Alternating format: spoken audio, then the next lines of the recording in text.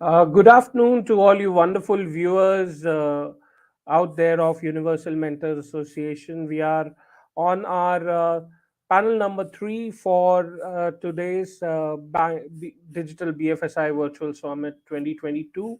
We have talked about some really interesting topics in the past couple of panel discussions, and now we are moving on to another important panel discussion where we are talking about innovation led BFSI digital transformation, importance of data security with zero trust is what we are discussing now. I would like to welcome the moderator of the panel, Mr. Srinivas Rao Mupaneni, who is the Group CIO, Telangana State Cooperative Banks. Hi, Uh, good afternoon. Ms. Babita BP, who's the CISO of CSP Bank, and Mr. Shashank Bajpai, who's the Chief Information Security Officer of ECGC Limited. Uh, Welcome to all the esteemed speakers of this amazing panel. And, uh, unfortunately, Mr. Ravi Shankar Arora from, PNB Housing Finance and Mr. Amit Sharma couldn't join. They had some last minute commitments and they had to go there. So, sir, without further ado, although this panel lasts for the duration is 1 hour, you can take as much time as you want on this amazing panel, and I think we have some really amazing speakers for this very very important panel that we hear today. So I will not take much of the time between you and the viewers, and I would ask Srinivas, sir, who's the moderator of the session, to please take the session away, sir. Thank you so much. Good afternoon, all the viewers and my co-panelists, Shashank ji and Madam Babita. The present topic on which we are discussing is that cyber security with zero trust. The banking and financial sectors and the insurance industry has witnessed drastic technology-led changes over the past few years. I can say past 1 decade. The digitization of the banking services, insurance claims, and information collection has led to a massive data position, which has made the industry a prime target for bad actors. A 2020 study by the IBM found that a data breach costs a company in the financial sector an average of 5.85 million. So now the buzzword everywhere is the cyber security. So in that, now the latest one is the zero trust in the cyber security. So now the major cyber security challenges of the BFSI sector is increase in the cloud workloads. So a lot of BFSI sector is moving towards the complete cloud because of the our confidentiality, integrity, availability, the CAE traits. Particularly during the pandemic, people have to work from home, people have to work from different remote locations. So the cloud has become a order of the day today. And then a lot of third-party integrations are happening, are being forced, I can say, during this digital revolution. And again, the security infrastructure also becoming complex day by day. And on top of everything, the regulators are imposing a lot of compliance requirements. So that is also become a big difficulty for us. And when you see all of these, we are unable to visualize where the things are going, where it is going wrong. So to address all these, the cybersecurity experts have come out with a new process called the zero security, the zero trust. The zero trust again, is it possible in the BFSI industry?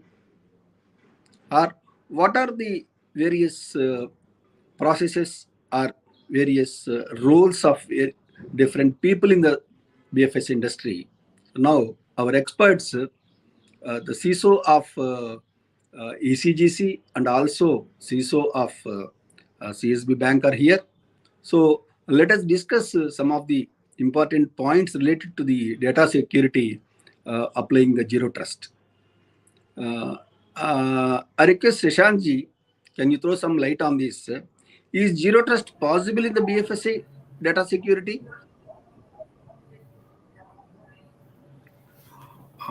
Yeah, thank you, Srinivasji, for that question, and thanks for the forum for inviting us and letting us speak over here. So yes, I mean zero trust, the possibility. I mean, actually, from a cyber security or from information security strategy perspective, we kind of always have been doing zero trust. I mean, that's like our fundamental control of access to anyone. We kind of always keep on scanning as to why you require certain ports to be opened, or why do you want access to certain key databases or something. So we are always sitting at the governance level of all access points, basically, be it at the network level, at the data level, or at the application level. So the kind of like zero trust is always is like an embedded part inside in every cybersecurity strategy across every organization. But as you said, specifically for BFSI vertical, wherein we definitely have to trust down the line our say our third party vendors which are there, and there might be development arm of us, or maybe the business vendors who are handling our critical parts of business. That they have to have certain level of trust. I mean, yes, that is definitely done from a business angle, if you see. But when it comes to pure play architecture, zero trust architecture is pretty much possible, definitely, in the new age systems wherein we're talking of all microservices and micro segmentations. Definitely we can enforce zero trust at that architecture level itself, and that would actually help us down the line. So but it all takes, as I said, it has to be right from the top down approach, wherein we start segregating the access point, the need to know kind of a principle as to why you need to expose and everything. That is still the basics remains the same. It is just that we are talking of next gen technologies. Maybe there are so many new vendors which have come up with zero trust as a cybersecurity product. I mean, I'm not going to touch base upon any product, but yes, I mean there are network level products, there are database level products, everything which have zero trust as a key selling point and as a key salient feature also in them. So yes, I mean we have to look at from architecture side, and also look at the literally from the data side, as you rightly said, because data is what is really important for a BFSI vertical, be it our financial transactions or be it our customer data. We have to kind of protect our key data resources, and once we are sitting on critical data like that, sensitive and critical, we need to obviously have a zero trust framework across all data points. So my thought process is actually to start off from the data level. Then obviously everything is being controlled via various access points. Yeah. Excellent, Shashankji, rightly touched on the exact point where we have to do. Ma'am, Babita ji, actually sitting in a very, very critical and hot seat in the bank, that is a CISO role. That's very difficult because day in and day out, regulatory is coming out with new requirements, and these bad threat actors, they are trying to penetrate into our networks, and cyber security for banks is altogether different from all the other sectors. The reason being, if any other sector, if the cyber incident happens, normally they take out the data and they try to monetize the data. But in the banking industry, they can straight away take the money. They need not monetize the data. So in this scenario, when we have to secure more about our data centers or our networks and other things. So in your view, is it possible in banks to implement the zero trust based cyber security? So please throw some light on this. Yeah, thank you, Srinivas. It was a really wonderful question. And you really touched that in a banking environment, it is very difficult. And that too, a bank of 100 years old, which has a lot of legacy systems in place, and we have to build from the scratch. And when we talk about data, So what we all are trying to secure is the data. And cybersecurity is nothing but the maintaining the confidentiality, integrity, and availability of the data. So everything revolves around the data and how capable we are to secure our data and make it available on time is what we are up to. And when we talk about the zero trust, it is not a single solution. As Shashank mentioned, it is in different layers. It can be from the network layer and point level. So also it is it's an architecture, or it is a framework. It is not a single solution wherein we can sell it as a zero trust.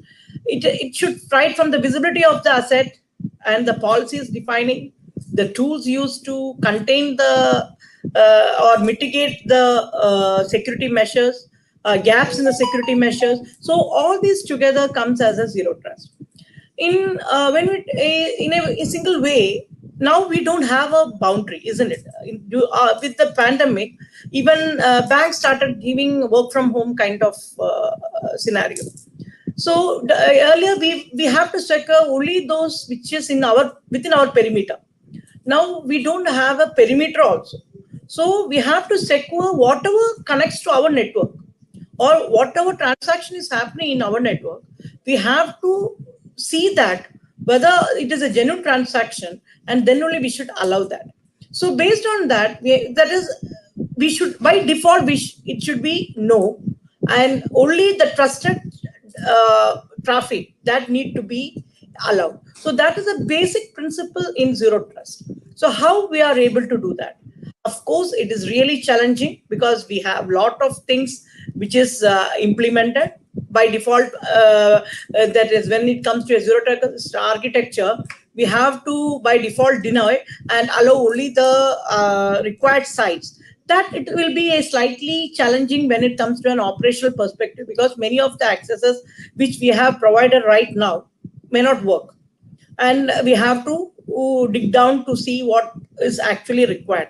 So that kind of some disruptions might happen during the migration from the normal architecture to zero trust architecture. It is and we shouldn't do it as a single phase. We have to do it in a phased manner so that the disruption won't means we won't get the sense of that, and there will be a thorough transition from the normal to the zero trust architecture. And one more challenge which I see is many a times what we see is many of the legacy systems, as I told, for security measures, which is by default we will be allowing it, and block with unauthorized sites and all, which will create the that is a time taken to transition from the old system to new system. That is the biggest challenge. And as you mentioned, the regulators has come up with the cybersecurity framework in 2016, which has definitely helped Indian banks to follow the security measures. And I feel that our banks are now in a better secure level.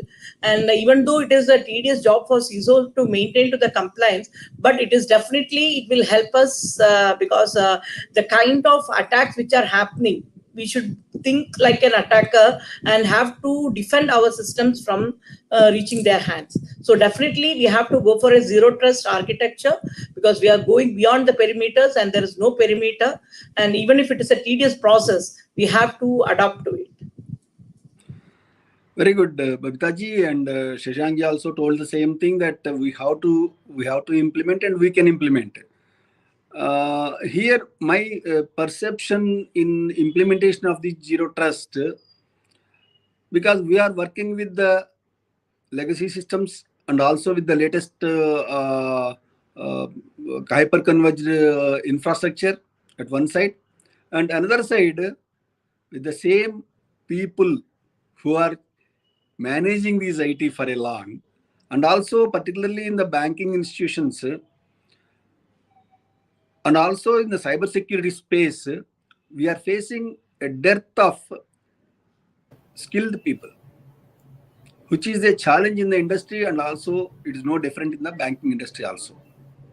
So what is the role of the user behavior analysis in this zero trust data security implementation, specifically in the cloud environment?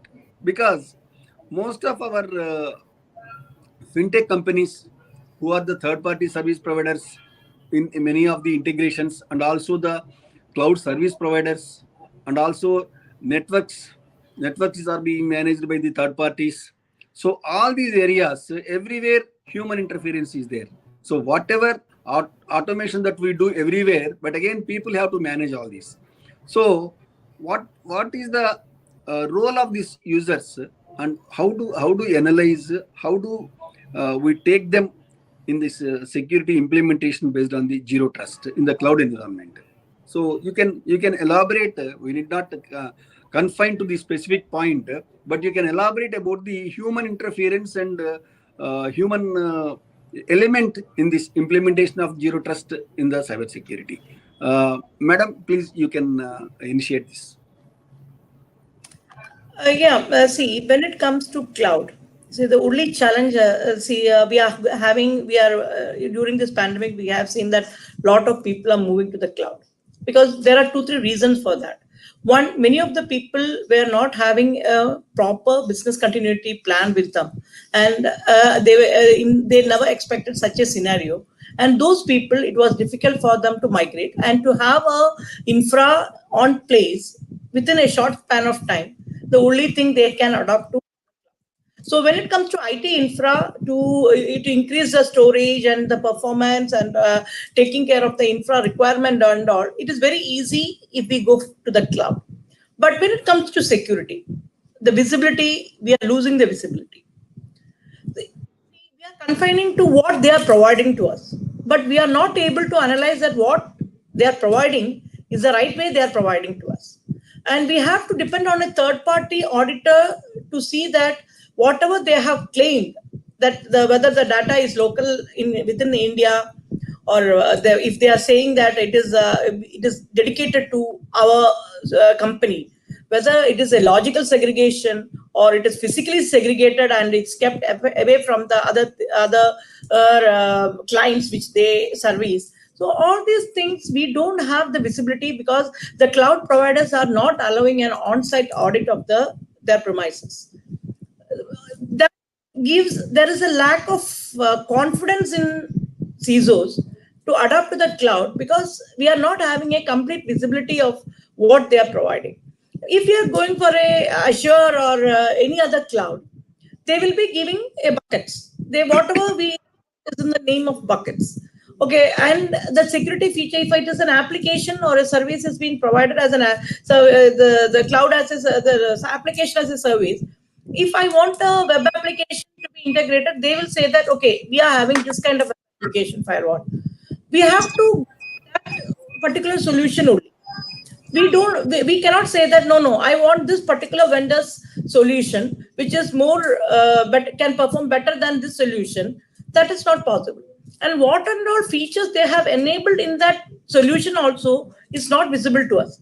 So it is just some tick marks we can see that whichever services has been given to us, and we have to confirm that okay, we are secured. So that kind of a lack of visibility is there, which is actually cannot be considered as a zero trust, because without seeing what we have, how we are going to secure. So visibility is the primary thing which is required to secure and to analyze the gap, what is lacking behind, and how we can secure that. So that is the only constraint I see if in adopting a cloud solution. If they can provide us a better visibility of the infrastructure which they are giving or a solution, because it is services which we are adopting, whether it is a infra as a service or an application as a service or whatever way, if they are able to give us a proper visibility, it would have been better. And even if they are claiming that there are IAM, identity access management, you can integrate with your AD to see that whether only those people are accessing. But the servers are maintained by them. Who all are using this server? Are we doing a background verification of the people who are working behind the scene? How secured is the environment? Okay, then again we have to go with the SOC 2, SOC 3 type of whatever certifications they are having, and that also we have to just rely on that. So this is the primary concern when we are adopting to the cloud. What I would suggest is definitely cloud is very good, but we have to think bit to see that what I am going to, why I need a cloud solution, what additional benefit I am going to get out of it. Then definitely we have to do a cost benefit analysis and see that if it is a critical data which is being hosted in the cloud, whether I need additional security for that, or I can rely with the solutions provided with the cloud. So once we have a clear cut picture about all these things, definitely we can go for a cloud solution. Yeah, you are right, Babitaji. You have clearly articulated the facts on how we can go for the cloud adoption. Shishangi, in fact, going for the cloud is order of the day, and also every industry is going. Banking is no different for that. But there again, the complete data, because now we are discussing about the data security. Complete data is there on the cloud, and in the back end, we don't know what is happening. So it's only availability of our data that we are looking into. Regulators are clearly telling that the organization, the bank or the financial institution is responsible for the complete security of the PII data or any customer related data and everything. So here again, what the cloud service providers resources or admins, how they are managing our data, whether the data is being proliferated or it is going out, we are not aware of anything of that. So in this context, just you can explain about how the human behavior in this environment, and also zero trust, as you mentioned earlier, that zero trust can be implemented in our environment. So how the people have to be there, how we need to monitor these resources, human, either in the cloud environment or in the on-prem environment. Can you throw some light on this,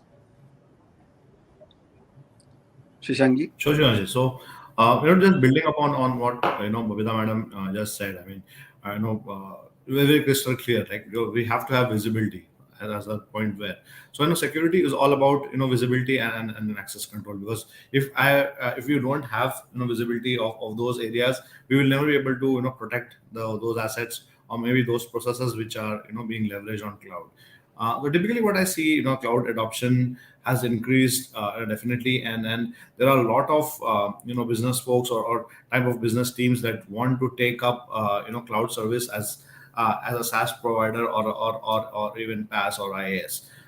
But everything boils down to actual usage. What Babita madam just said, that we have to do a cost based analysis of whether we really require those services, because it is faster to integrate, yes, definitely, and we can off the shelf start using certain features, be for us like a SaaS product. But if the same cost is being applied, we will not be able to manage that if you're kind of building it from the scratch. So definitely it is a faster adoption rate. It has a good scalability in its potential. But I mean, we can even have hyper converged infrastructure, or in fact have a host of private cloud inside the on-premise data center and kind of leverage it. As rightly pointed out, the user behavior and analysis is something which is very critical, especially in a cloud environment. Wherein, why I say so is because cloud service providers are typically do not give us that much of visibility, and that much of granularity of controls which we really want. So that's why we could flex a lot of controls over on-premise data center, and we cannot do much of security controls when it comes to cloud, because a lot of things are at the service provider's end. So it ultimately boils down to analyzing our users, their user behavior, maybe enforce something like a cloud access security broker, which actually controls the access. And this is actually inbuilt. They all say it's like a AI thing, but I think it's all about user behavior analytics, right?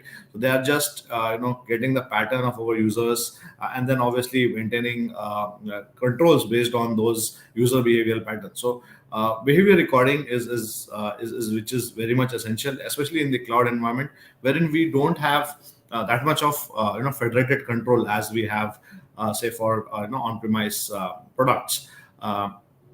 Saying that even the API level controls are to be enforced, not just the user behavior, but when we see certain APIs can be requested by, say, our bank, banking infrastructure, or maybe certain third party vendors who can consume these APIs, we should be restricting and whitelisting those APIs. I mean, that is when I see that there is a lot of whitelisting requirement to be done, because we kind of still do not control everything on the port and network level, because when it goes to the cloud, everything gets accessed via the APIs or the API gateways. So I mean, that would be my thought process when it comes to control over the cloud infrastructure. I mean, yes, there are different standards which have been published and kind of promoted, but each cloud service provider has its own shared responsibility model, wherein ultimately there's a huge responsibility as a client, and especially as a financial institute, as a client, we need to be very much watchful as to what we are actually consuming from the service provider side. So yeah.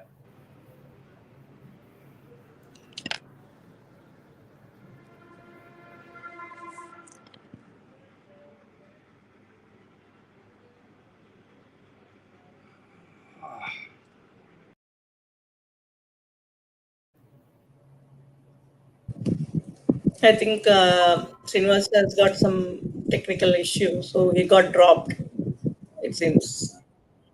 Yeah, even I got dropped a little while back, but Yeah. yes, yeah, I guess we'll be back. Ma'am, sir, you can continue, please. Yeah, sure. Okay. So, Shashank, you have rightly mentioned about the third party. And see, ultimately, even if we are going for a private cloud or using a third party solution or entrusting a third party to do some services for us, ultimately, if any breach happens, it is the brand name of our company which is on toss. So that need to be very carefully tackled, because whenever we are drafting the service level agreement with the third party, we should be clearly mentioning about the services that need to be provided by the third party, well, and what kind of service, and even the penalty class. But I don't believe in this, because once something goes wrong and we lose the trust of our customers, after that invoking the penalty clause, I don't know how far it will help us. But definitely, so it is as a security measure and as a proactive measure, even before giving the assignment to a third party, we should take all kind of precautionary measures and should ensure that even on-site audit, I prefer that on-site audit need to be done if the card data or anything is being entrusted with any third party or anyone is doing. Because nowadays lot of cross selling is also happening. So now the mine data is the mine. So people are trying to sell the data and make money out of it, and that itself will, if tomorrow, if someday, if we get a news that bank's card data is available in the dark web, we don't know whether it is a reality or not. But still, that cause some kind of apprehensions in our customers' mind. So that securing the data is very important, and as you rightly mentioned, visibility of that data, how it is being stored, how, whether in the all aspect, that even if the data should be encrypted. When it comes to zero trust, encryption is one of the key area we have to work with. All the data at rest, in motion, or in process, during the process, all this time the data should be encrypted. So if it is a critical data, we should ensure that only the encrypted data is made available, and the encryption key also, we have to go with the latest the key length. We should, when we are adopting to the encryption technology, also we should keep in mind the key length also we have to take based on the criticality of the data. And nowadays people are using a lot of mobile devices, and companies data is available in the mobile devices, so that is also a big concern for us now. So encrypting the hard disk of the mobile devices also need to be contained, taken care, and even have to adopt for a containerization, so that even if the system is lost, we can have the control from the central and delete the data or take control of that. So see, zero trust comes with all these things. Different methodologies need to be adopted for ensuring the various stages of the zero trust. So zero trust is nothing but it is a single framework wherein we have to come up with all the integrated system of the security, right from the endpoints to how in the data is saved at trust time, then what are the security measures we are taken during to avoid the lateral movement? If at all anything happens or any lateral movement is happening, how we are going to secure that, and how segmentation is done for critical applications, or this how segmentation is done, what kind of access is provided. Again, here we comes with nothing but the access. So that is why nowadays this buzzword zero trust is mainly used, because at the end of the day, whatever solution we are providing, the access matters. If we are having next gen firewall and if we are giving any access to that, it doesn't make any sense, isn't it? Only the required access need to be done. And just by having all these different tools doesn't make any sense. We have to review the policies. I have to see that all this that we would have defined some rules for some temporary purposes. Now that system may not be used, or that application would have been scrapped down, but that access would be there, which might be used by the fraudsters to get into the system. So what we call as IT, shadow IT and all. There also the visibility comes into the picture, because shadow IT is nothing but the system which is not known to us. So in a way, we are dealing with all these things earlier also, but now we are naming it as a zero trust architecture. That is the only thing which I would like to say.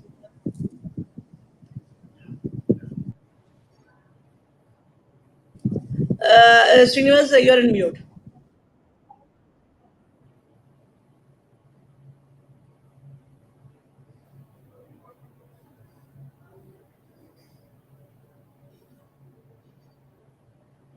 Uh, you are still in mute, sir. Yeah, now it's okay. We are not able to hear you.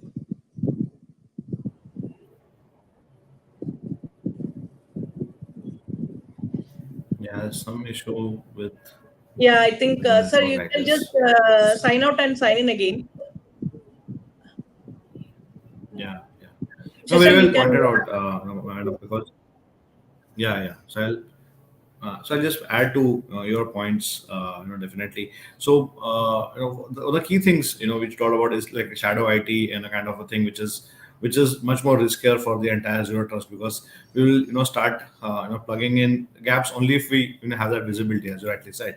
And one of the things which, comes to my mind is actually, zero trust, from a technology point is, as I rightly said, is definitely there, but we have to build it on top of all, people as well as process. Because if we give in that trust factor, that okay, I mean, IT can kind of start leveraging different tools, maybe for deploying some action, but these tools may have certain vulnerabilities. Maybe they might have log4j built in on top of them, and they will start using these tools. But that's a factor, which is a very risky, as a factor.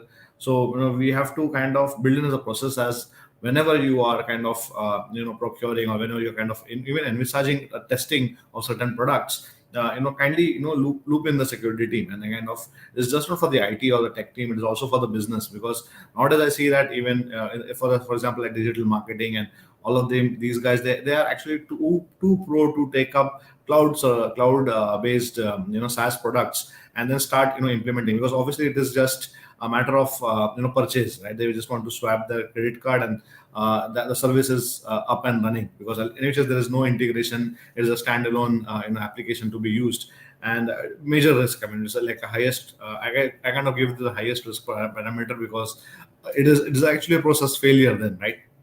So it has to be, as I said, zero trust, not on technology, but also on the process side should be looked at it. And we can put in a lot of controls on the network level, be it even on cloud, or maybe on premise. But I still see a huge factor, as I said, for the data points, which we are still not clear as to what are the data points being exchanged, say between even by internal teams. No, we don't have that level of visibility, because we kind of typically keep it as a segmented zones, and we demarcate them as trusted and non-trusted, or internal, or third party. But as you rightly said, even when third party gets compromised, it will be our brand which is at stake, and which is huge. So kind of like when you see like microservices or micro segmentation can be achieved, right? So let's start enforcing a single point of failures, enforcing granularity of access controls, much more visibility, which can be gained out of everything. And typically even our SOC analytics or the SIM product is typically tended to be looked at as a networking kind of a product, wherein there are a lot of network security and application security feeds are coming in. But it is this granularity of behavior analytics which can be definitely plugged in, and could actually enrich the security insight. So zero trust can definitely act as a plus point when we kind of enforce it in wholesome and right, as you said, from the architecture level, because then only it will be in real sense, it will act as some additional value to security, rather than already the typical, as you said, typical products which are off the shelf available, and which will have these salient features as a zero trust product. But ultimately it should compass end to end infrastructure, end to end ecosystem, not just of the technology, but also of people and process. I guess that is the way how I look at zero trust when in an entire fashion. Yeah. Yeah, well said, Shashank. Here, one more point which we see that, see, adopting to zero trust is slightly painful because we are coming up with a lot of restrictions and over-like restrictions. So, in order to make it, we have to create a culture, and we have to create an awareness among the employees and even to the customers, because when we go with the multi-factor authentication, we should give the feel that it is for them we are coming up with such a solution. So unless and until that kind of message is not been provided, there are chances that they find some loopholes in putting all these things.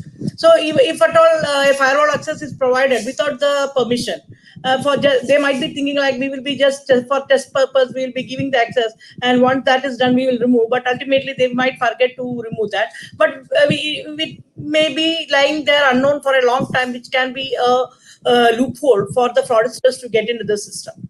So that awareness, creation of awareness, is the basic of security, because we should give a message to all that security is everyone's responsibility.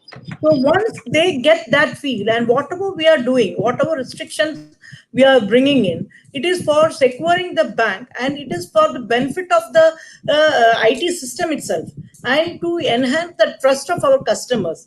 So once we have come to that line, it will be easy for adopting to such kind of technology. See, now lot of technologies, people are, we have come up with single sign-on. Why? Because all different systems or digital channels we are using, but we have to give the username, password again and again. People are forgetting the password, and that too for security reasons. We ask them to make the password length more than 14 digits or 23 digits. So all these things is slightly painful for the user level, end user level, but we have to create some kind of adapt to some kind of technology which will create ease for them to use, and give a sense to them that it is for their security, or for the organization security and the trust of customers. For that only we are adopting to all these things. Now adaptive technology has also come for user behavior analysis. Based on this, access is being provided. So all those things are there, which is coming to help them to certain extent to make their job easy. So how we are adapting to those technologies in a secured way is a success of the organization, as well as the adoption is a success of the employees as well.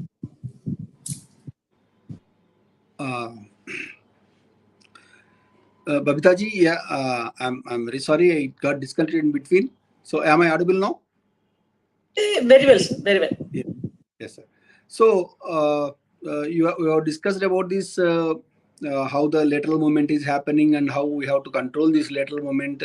So all these, when we see these cyber security and cyber criminals and cyber attacks behavior, so most of these people are targeting the endpoints first.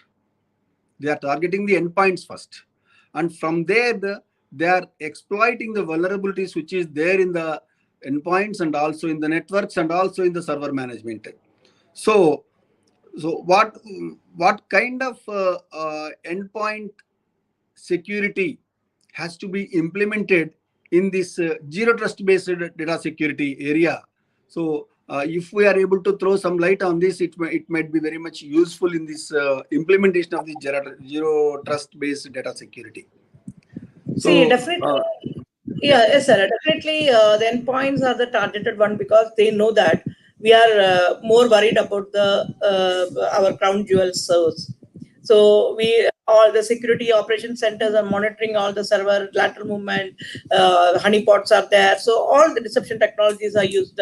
So all these things they know. So that is why they, and it is easy for them to target to the end users who are susceptible to all these kinds of easy penetration, which help them to penetrate the system easily. And see, just a bank where there is a 10,000 endpoints, how far we are getting the complete visibility of the system, that itself is being targeted by the fraudsters to get into the system.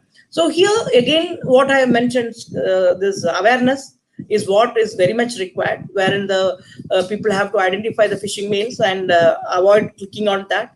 And for that, regularly we have to do the phishing simulation exercises, and awareness classes need to be attended and have to analyze, and even some tests we regularly do for the employees. And even we give some promotional thing certification that you have, if they are reporting some instances to us, we are congratulating them so that they are not hesitant to come and tell us that something has gone wrong. So that kind of confidence we have to give to the end users that this will happen. We are not expecting that they won't click on the phishing mail. Even if they have clicked, they should have the courage to come and tell to us, and we are here to secure them. So that is the kind of message we have to give to them, and we have to create such a kind of culture so that it is easy for us to detect, rather than taking more time to respond or find that. So incident response is the second thing which need to be defined well. We should have a clear-cut incident response plan with us, and a playbook kind of thing, what need to be done if something happen. So that definitely we have to do a red team kind of exercise, or even a tabletop exercise to see that how who will be acting when some instance is reported and all. So then at that time we ourselves can find that there are some gaps in the communication or something of that kind, or some blocks are not available during those time for even to do an investigation. So we will get ourselves prepared for that. So we should go do some additional effort to reach to all these things. And always we have to keep in mind that there are chances that we might get attacked, but how fast we are able to detect that attackers in our network is the success in us. And the simple message is that every lock has a key. So how far this we are not, and what we security professionals are doing is we are heightening our security measures so that they won't be able to get into our system easily. But there are that they can come, and how far we can detect, that makes the more success for us. Madam, you are rightly pointed out about the awareness, user awareness, and also the phishing exercises and red team exercises. The major challenge nowadays what we are facing is, as per the recent reports, to identify a cyber breach in organizations, normally it is taking 7 to 8 months. In the banks specifically, what is happening is, unless your reconciliation is properly maintained, your balance sheet is properly maintained, if any problem is there in the accounting, from that point of time we are going back and we are identifying when the actual attacker has come into our network and how long he is staying there.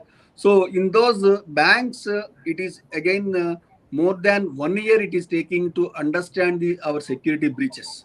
So whatever user education that we give, so whatever awareness we give about the phishing exercises, user unknowingly he clicks a phishing mail which has some link, malicious one.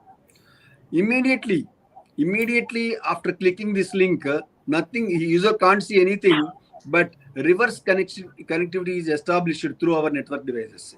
So in this area, normally the network management and security management is being handled by the third parties in most of the organizations.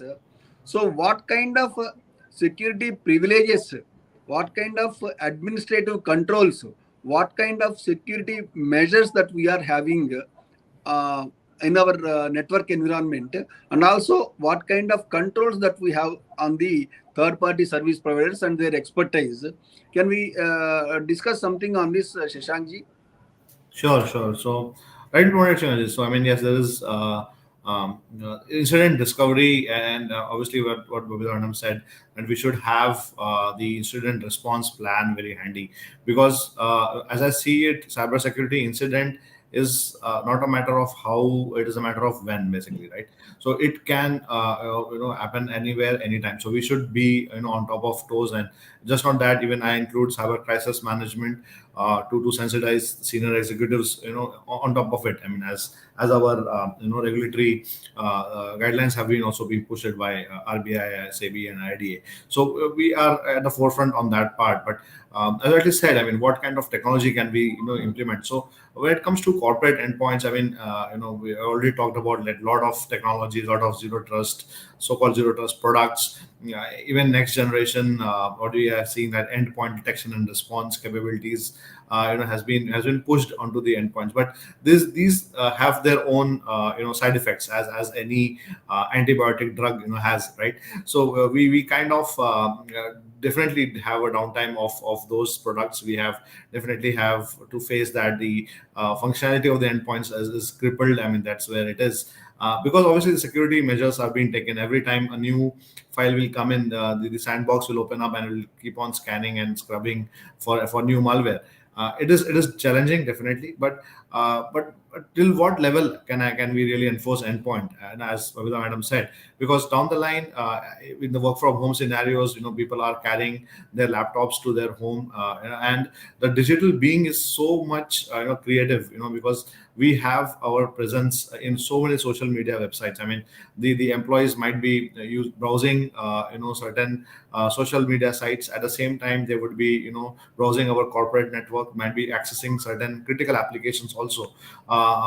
Leave aside corporate emails. I mean, that is the most vulnerable, because a lot of employees want email access on their mobile phones, and that's a challenge which increases, because the mobile phone becomes an added endpoint for us then, right?